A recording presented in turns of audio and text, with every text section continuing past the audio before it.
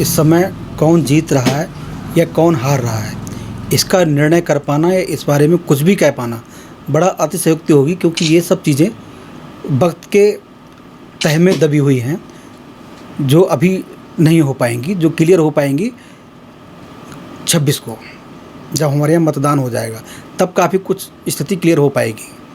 इससे पहले आपको कुछ अंदाज़ा लग रहा हो, क्या लग रहा हो कुछ? देखिए अभी किसका पलड़ा भारी है? अभी तो पलड़ा भी किसी का भारी नहीं कह सकते, क्योंकि प्रत्याशी जो हैं वो सिर्फ मुहरा मात्र हैं। चुनाव और ही लोग लड़ा रहे हैं। अगर हम बात सपा की करें तो रामपुर में चुनाव आसिम साहब नहीं बल्कि आजम खान साहब लड़ रहे हैं।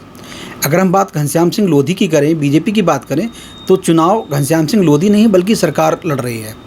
आपने देखा जैसे अभी पिछले कुछ दिनों से कंटिन्यू यूपी गवर्नमेंट के मिनिस्टर यहाँ आ रहे हैं, लोगों के बीच जा रहे हैं, सरकार की मंशा बता रहे हैं, सरकार की नीतियाँ बता रहे हैं। तो ये चुनाव जो है इसको आप हल्के में नहीं आंक सकते। आप सिर्फ ये नहीं कह सकते कि हाँ दोनों पार्टियों ने प्रत्याशी बहुत हल्के उतारे हैं। प्रत्याशी हल्के हो सकते हैं, मैं मान सकता हूँ, लेकिन जो लड़ाई है वो हल्की नहीं है। एक तरफ आजम खां, वो आजम खां जो यूपी का अपने आप में बड़ा नाम है, और दूसरी तरफ पूरी सरकार। अच्छा, इस बार चुनाव में क्या खास लग रहा है आपको? चुनाव में मुद्दे गौड़ हैं, मुद्दों पर कोई बात नहीं हो रही है। बेरोज़गारी पर कोई बात नहीं हो रही है, महंगाई पर कोई बात नहीं हो रही है, रोज़गार सृजन की दिशा में कोई बात नहीं हो रही है, विकास को लेकर कोई बात नहीं हो रही है।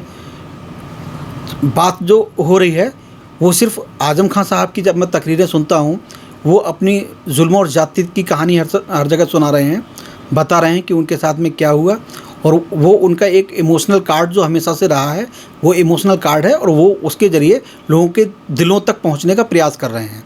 तो दूसरी तरफ योगी और मोदी की नीतियां बताई जा रही हैं कि हाँ हम ये करते हैं, ये करते हैं, ये करते हैं। धरातल पर क्या हुआ है तो वो आप भी जानते हो, मैं भी जानता हूँ। इस चुनाव में ख़ास क्या लग रहा है आपको? ऐसा कुछ खास नहीं है। हाँ, इतना ज़रूर खास है कि ये जो नूपुर शर्मा वाला प्रकरण हुआ है, तो उसका कहीं ना कहीं चुनाव में असर मुझे दिखाई देता है। चुनाव में तो समाजवादी पार्टी और भाजपा प्रत्याशियों की टक्कर है, क्योंकि दो ही मेन प्रत्याशी मैदान में। अब हार जीत का तो ये बाद में ही पता चलेगा, लेकिन मेरे हिसाब से जो है अभी तक का जो क्षेत्र में देखने के बाद पता चल रहा है, कहीं ना कहीं भाजपा का पलड़ा भारी दिख रहा है। क्योंकि मुस्लिम समाज में भी मुझे कुछ ऐसा डाउट हो रहा है कि कुछ बदलाव की जो लग रहा है। तो अगर मुस्लिम बीजेपी को मिलता है, कुछ परसेंट भी मिले, तो बीजेपी की जीत हो सकती है। क्यों, वजह क्या है? वजह चाहे कोई योजनाएं रही हों या सरकार का फोकस रहा हो मुस्लिम वोट लेना है। मैं देख रहा हूँ कुछ इस समय जो प्रचार कर रहे हैं उसमें भी मुस्लिमों को फोकस किया जा रहा है, मुस्लिम बस्तियों में भी जाया जा रहा है। ऐसा पहले भाजपा ने कभी किया नहीं। मुझे लग रहा है भाजपा खुद चाह रही है मुस्लिम वोट मिले। अच्छा, इस बार क्या खास लग रहा है इस चुनाव में? उपचुनाव में खास क्या है? सबसे बड़ा खास तो यह है, इस चुनाव में सबसे बड़ा दुर्भाग्य ये है रामपुर के लोगों के लिए कि जितने भी प्रत्याशी हैं, 6 प्रत्याशी हैं, इसमें 4 तो निर्दलीय और छोटे दलों के हैं, 2 बड़े दल की समाजवादी पार्टी और भाजपा के लोग हैं।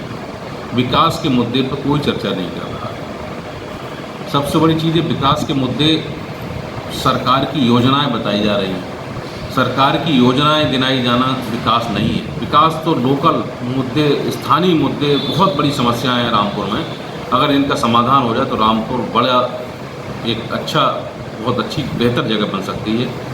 रामपुर में सबसे बड़ी जगह ये, रामपुर में नगर निगम बन सकता है। रामपुर पर इतनी आबादी है, रामपुर का शहर नगर निगम से कम नहीं है, लेकिन कोई चर्चा नहीं है, कोई विचार नहीं है। अगर मेरे हिसाब से कोई विचार करे, भाजपा सोचे, अगर रामपुर नगर निगम बनता है तो रामपुर की चौमुखी विकास होने के और ज़्यादा चांस है। रामपुर एक बेहतर सिटी है। रामपुर नगर निगम बनेगा तो यहाँ बहुत अच्छी संभावना।